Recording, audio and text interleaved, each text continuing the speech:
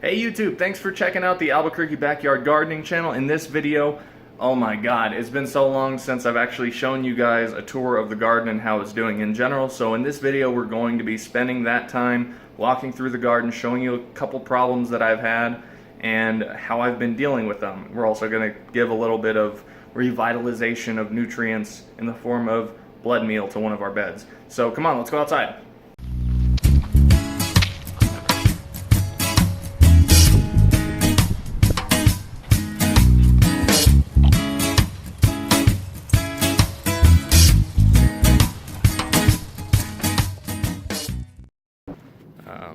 Again, a lot's happened, so be ready for this. We've been dealing with a lot of aphids on the squash over here in this bed, and the aphids bring a lot of ants, and the ants have been destructive in eating the fruit and the leaves. And I've been looking on gardening forums, and a lot of people seem to say that ants are not causing this, but I've seen them eat radishes, I've seen them chew leaves off of my potato plants that I've had to harvest early because of it, and they're taking holes out of these squash. So let me show you.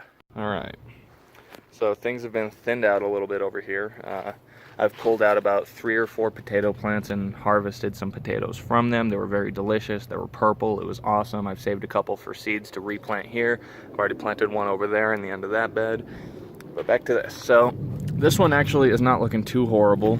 But again, we have aphids that we've been dealing with. I've been spraying neem at night.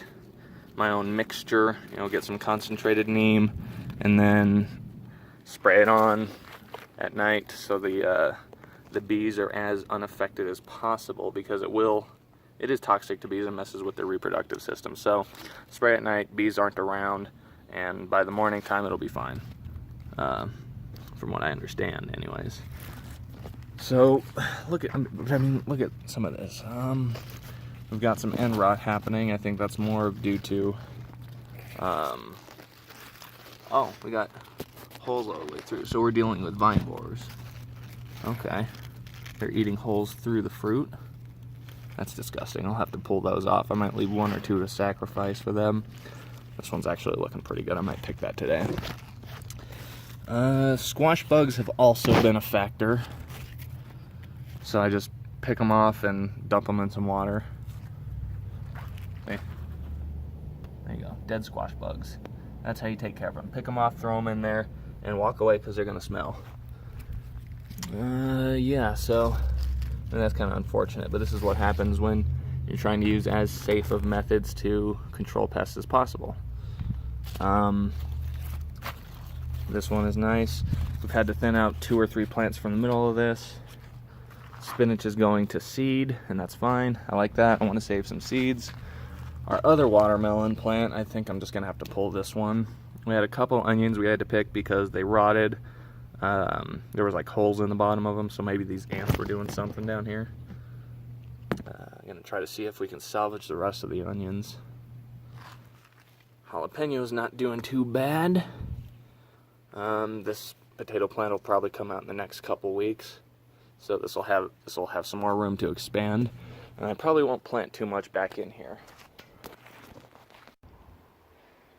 Now this squash plant is probably doing the best of all. This is green zucchini, and I mean, look at this. This is absurd. I think it has something to do with this 75% shade fabric. So as you can see, it's like noon right now, so by 2-3 o'clock, the hottest part of the day, sun's up in this general vicinity, beaming down. It's super hot. They get the shade.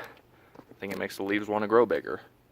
Yeah, so let's check out this. We picked one yesterday or 2 days ago out of here, and that is crazy big. This is easily a pound on its own, and we got a lot more coming up. Again, fighting squash bugs on this one, but they only just started showing up, so I've been on top of them. Plenty of dill for when we're making pickles. Basil. Some fennel. Never done anything with fennel. I've been having to clip some of these leaves back because they're starting to take over my tomato plants. Once these start getting a little taller, gonna single stem them, drive them up to here. This is gonna be supporting a lot of weight. Maybe I should figure something out about that. Yeah. Banana peppers are hot ones. I pulled a couple off of here and off of the plant over there about a month or so ago and pickled them with some radishes. And here's a mix of different peppers. These might be habanero and bell pepper. I'm not exact, I can't remember. And then our green chili is also just kicking ass. Sorry, language. Now with this, our big determinate tomato, we've had a lot of aphids just kind of come in and take over. Again, I've been spraying this one with neem, insecticidal soaps, Castile soap, and it's kind of, I don't know, I'm not really noticing a big difference. But this one's already starting to set all of its fruit. We just got to stay on top of it. For the most part, I go in every day, look at the different parts of the leaves. If I see aphids, just crush them. That's been the most effective I've found. Again, with our smaller ones, all these aphids all over. It's just disgusting. So they disgust me. You gotta tell them bad things while you're killing them. Hopefully they'll go away. They don't have any friends that want to take them in. That kind of stuff, you know. We harvested all of our lettuce, and I meant to pull these up, but I guess there's no reason to. Mainly I wanted to give these some more space. These green chili big gems and our purple bell peppers. We got our other jalapeno plant, I think. Yeah, mild jalapenos. They're making some thin little jalapenos. I'm wondering if these will come out of mix. Our other tomato plant. This whole bed is having aphid issues. I mean, this is insanity. Look at all that.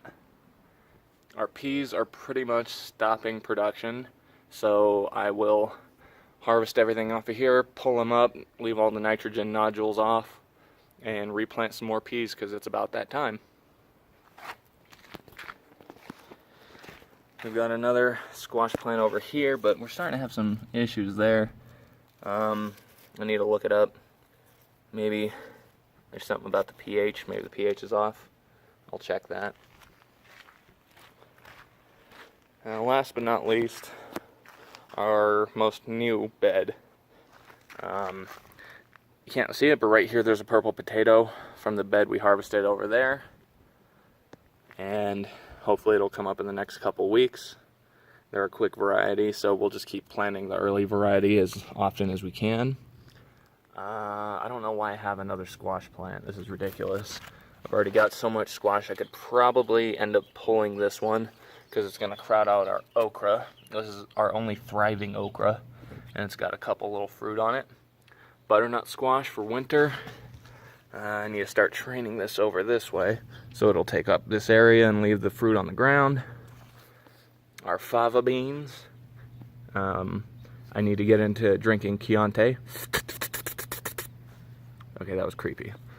Purple basil, more butternut squash, cucumber, fava beans, and then the early girl tomatoes and the San Marzano tomatoes.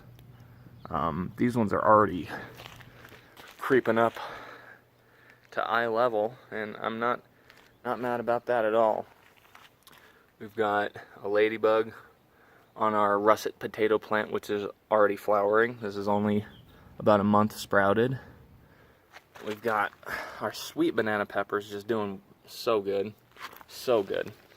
Serranos coming along. And yeah, I mean, the size of these are not too bad either, you know. I think we're getting the best fruits so far, size-wise, on this one, which is infested with aphids. But that's a good tomato size, and so far no blossom end rot. Yeah, I mean, they should be ready in the next couple weeks. Make some sauce. Well, that's all I've got time for today. Thanks for watching. Make sure to hit like, subscribe, do the bell thing, get notified when I put up new videos. I'm going to keep up with this a little more often. Thanks for watching.